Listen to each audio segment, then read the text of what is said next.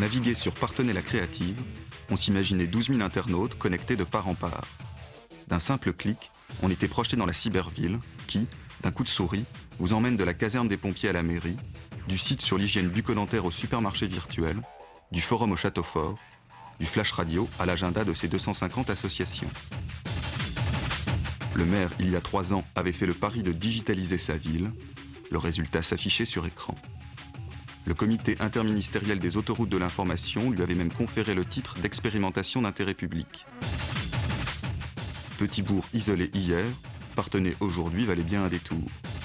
Il suffisait de prendre la départementale 149 sur 40 km après Poitiers. Au bout de la route, Partenay-la-Réelle dressait ses clochers. Mais qu'avaient bien pu voir ses habitants quand la révolution du numérique avait débarqué chez eux? Concrètement, ils voient progressivement l'installation d'un mini réseau Internet local, c'est-à-dire ce qu'on appelle nous ici un Internet, qui relie en réalité des intranets, c'est-à-dire des réseaux encore plus locaux. Dans quelques jours, nous avons le réseau des écoles. Nous avons déjà des réseaux sur le cybermarché, pour les transactions dans un centre hypermarché, des réseaux d'entreprises. Et l'ensemble de ces réseaux se mettent en réseau à l'intérieur du grand réseau de Partenay, qui lui-même se met en réseau sur Internet. On n'est pas sur des autoroutes. Ici, on est vraiment sur les vicinales de l'information. La mairie a fait un investissement. Elle est elle-même son propre fournisseur d'accès pour 2 raisons. La première, il n'y avait pas de fournisseur d'accès au niveau local. Deuxièmement, l'intérêt était qu'Internet soit gratuit pour permettre à tout le monde de pouvoir s'initier sans même dépenser 5 francs. Parallèlement, on pouvait se procurer, pour 300 francs par mois, un ordinateur à domicile et 200 heures de connexion par an. Mais c'était le plus souvent dans les espaces publics que l'on faisait ses premiers pas. À ce jour, Partenay en comptait 3. À la mairie pour la vie de la cité, l'espace multimédia dédié à la création d'entreprises, et l'espace Armand Julien, intégré dans la maison de la citoyenneté active, à vocation sociale. On venait s'y initier au langage du web, ouvrir son courrier électronique, se perdre parfois dans la toile, imprimer un document, scanner une image, créer sa page, son propre site, ou tout simplement s'informer. En fait, j'ai pas rentré là-dedans. Non, enfin en fait, faut visiter le CD-ROM avant et après vous pouvez compléter l'exploration. Je viens ici pour faire d'abord mon CV, mon curriculum vitae, parce que je suis à la recherche d'un emploi. C'est vrai que ça m'aide bien parce que les CV en général, manuscrits, ça se fait plus.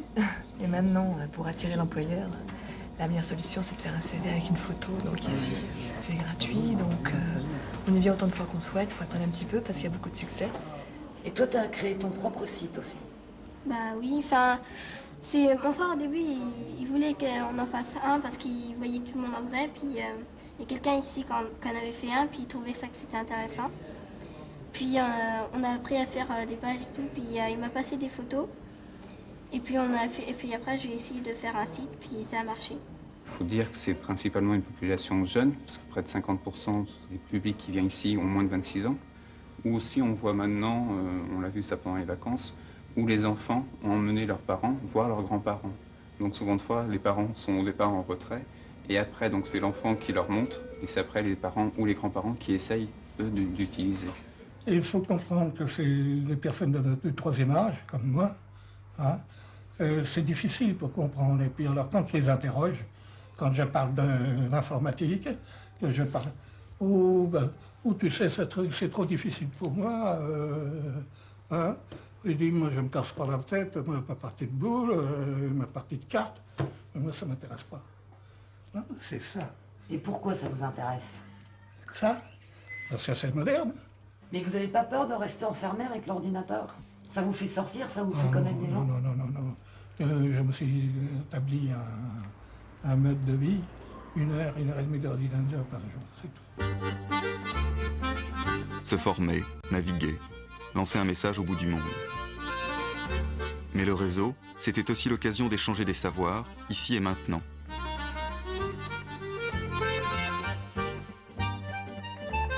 Philippe est graphiste, Denis est tatoueur. Le premier avait créé le site du second. Grâce à cela, Philippe avait trouvé du travail. Denis, lui, avait appris à naviguer sur le réseau. Il suffit de faire tattoo.com. Et puis alors là, on arrive... j'en ai visité au Japon, j'en ai visité aux États-Unis évidemment, il y en a absolument partout dans le monde. C'est bien également pour tout au niveau professionnel, tout ce qui est convention, magazine. Il y a plein de sites comme ça, des sites de magazines, des sites d'information sur les conventions, ce qui se passe, qui y sera, ce qui va être fait. Plein de choses comme ça. Moi, je sais que j'aime bien me faire tatouer par différents tatoueurs dans le monde. J'ai un ami de Tel Aviv qui m'a fait une fleur ici. Je fais tatou.com, Tel Aviv, Omi, plof, plof. Ah, il fait ça, ça me plaît, c'est dans mon style, boum, j'appelle, j'y vais, il me tatoue. Je sais par Denis qu'il y a eu des gens de Poitiers, de Angers, de Lyon, de Paris, de Guadeloupe, d'Espagne, d'Allemagne, des États-Unis, du Japon qui lui ont écrit. Mais il y a eu des retombées locales, oui. D'abord, il s'est fait connaître. Des gens qui n'auraient pas forcément poussé la porte de son studio, qui ont pu voir ce qu'il faisait, qui l'ont découvert, et des gens de Parthenay qui ont découvert qu'il y avait un studio de tatouage par Internet. Localement, ça a quelque chose. En tout cas, ne serait-ce que pour le côté participatif au projet de la ville.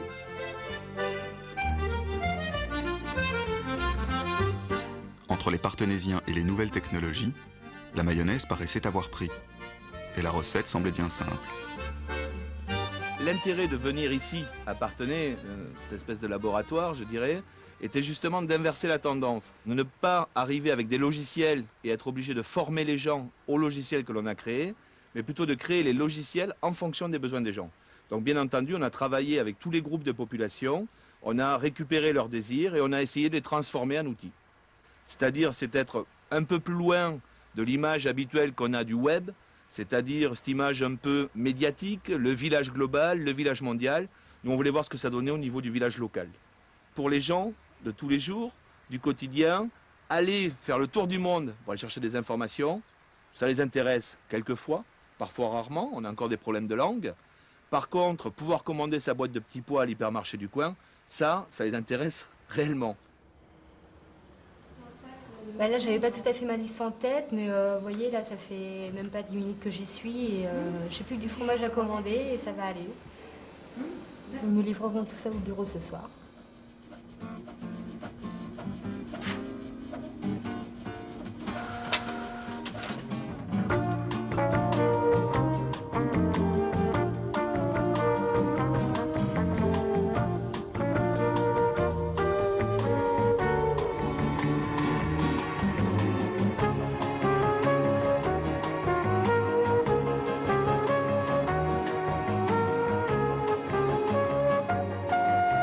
Il y a 10 ans, le supermarché, c'était l'endroit où on partait en famille, où vous alliez avec vos parents tous les samedis pour faire les courses parce que c'était l'endroit où on se promenait. Il faut lui garder cette fonctionnalité parce que le supermarché, c'est aussi un endroit agréable où on trouve des animations, où on trouve plein de choses. Par contre, on s'était rendu compte que le client avait une sainte horreur de venir faire ses courses, ses grosses courses une fois par mois avec un plein caddie de lait, d'eau, etc. Le passage aux caisses, et donc on va essayer avec le supermarché virtuel, et je pense qu'on va y arriver très facilement, à supprimer toutes ces courses que j'appellerais corvées, pour n'avoir plus que des courses plaisir et venir dans le magasin pour se promener avec un petit panier et n'acheter que les produits qui nous font envie et non pas toutes ces courses difficiles à transporter et très lourdes.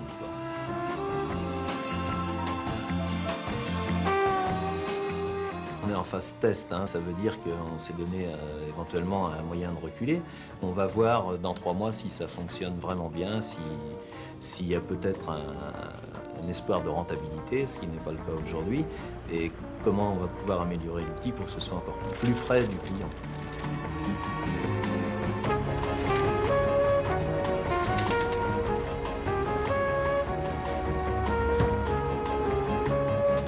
On pouvait penser qu'en se virtualisant sur le réseau, les citoyens abandonneraient la communication directe entre eux. C'est tout le contraire. Plus on va vers la mondialisation, plus le local prend de l'importance. Et nous nous sommes aperçus ici que plus nous travaillons sur la communication avec des moyens technologiques modernes, plus la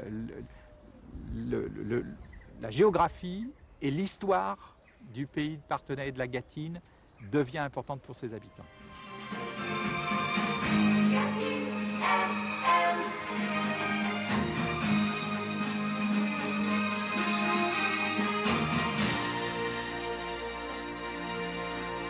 Gatine FM, bonjour. Mardi 23 septembre 1997 et le Net Day approche. On est à jour J-2 avant la... On a cherché à savoir comment on pouvait s'impliquer dans le projet. Et puis, il y a des gens sur la ville qui nous ont dit il y a une possibilité, c'est d'injecter du son en fait sur le réseau, temps net comme on l'appelle, à Parthenay, et du son qui sera accessible par le réseau Internet au monde entier. Et nous, ça nous a bien plu dans la mesure où on pouvait être entendu aux quatre coins du globe. Enfin, ça, c'est un petit peu présomptueux. Mais le délire du départ nous a branchés et on s'est dit, OK, on fonce. Et on va développer un message quotidien, pas être trop gourmand au départ, un message quotidien qui s'auto-détruit quand la semaine s'est déroulée et qui est remplacé par le message suivant. Vous disiez que vous étiez complètement néophyte en matière informatique. Est-ce que maintenant, vous êtes un peu plus... disons, branché, connecté, disons. Ouais, j'aime bien me connecter, quoi. Ça y est, j'ai le virus. En revanche, je suis pas encore très fort, quoi. Même pas fort du tout. Je sais faire ce que j'ai à faire, la numérisation des sons. Ça, je l'ai intégré. En revanche, je sais pas bien comment fonctionne la machine. Mais pour l'instant, ça me handicape pas trop, quoi. Dans la mesure où, ayant à faire ce que j'ai à faire et le faisant à peu près correctement, je m'en tiens là, quoi.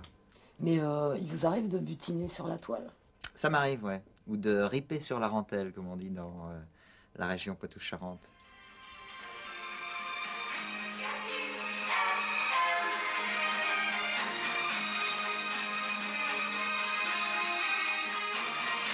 Gatine FM, bonjour.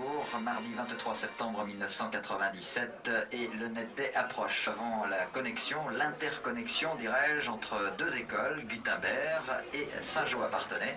Connexion et équipement matériel. Bon, allez, on remet tout à zéro. Comme l'avait annoncé Radio Gatine, le Net Day, le jour des réseaux, était arrivé.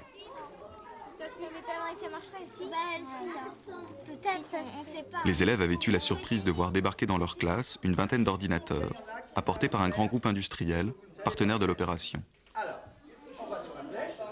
Une nouvelle pédagogie s'annonçait. Alors, il est évident que ça va opérer d'énormes changements au niveau des méthodes de travail, au niveau de l'organisation dans une classe. Bon, notre relation, pas vraiment. Aujourd'hui, oui, parce que c'est une journée bien spéciale, hein.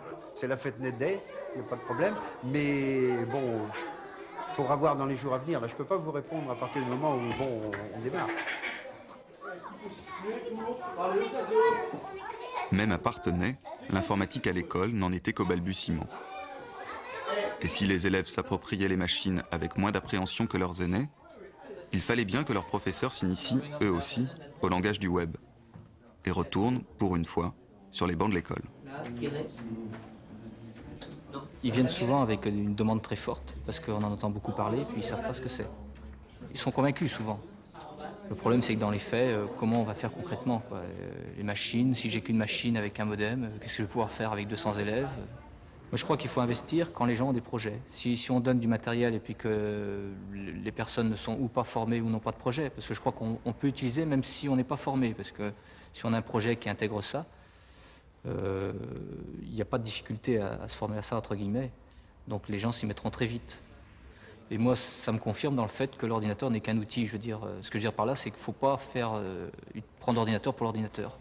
Et utiliser les possibilités de l'outil pour permettre aux jeunes de sortir un petit peu des murs de son école, rencontrer d'autres cultures, se remotiver. Ben, je crois que c'est déjà bien. Okay.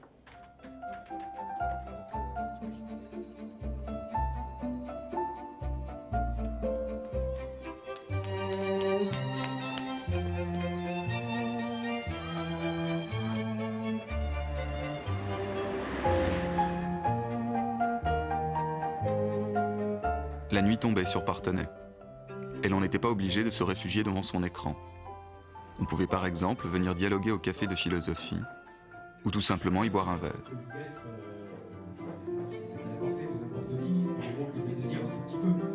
Comme si plus il y avait d'ordinateurs, plus les Parthenaysiens découvraient de nouvelles façons de se rencontrer. Et quand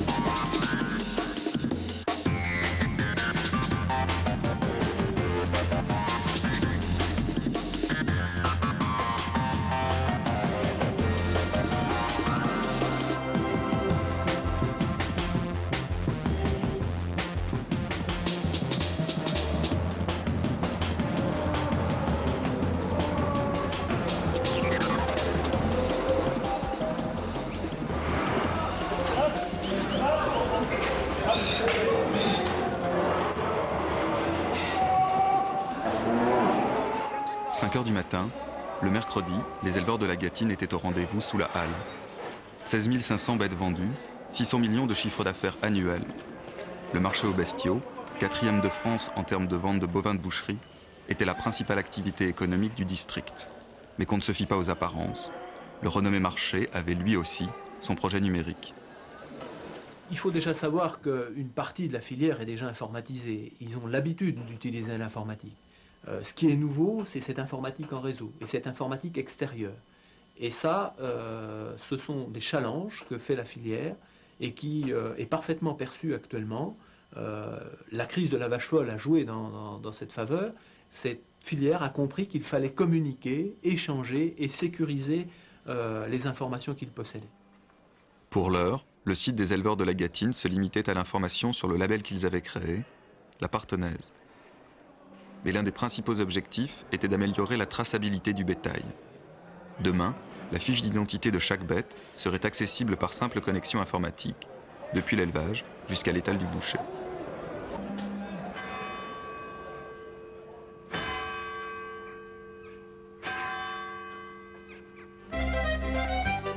Après un an de numérique, il était encore trop tôt pour dresser des bilans.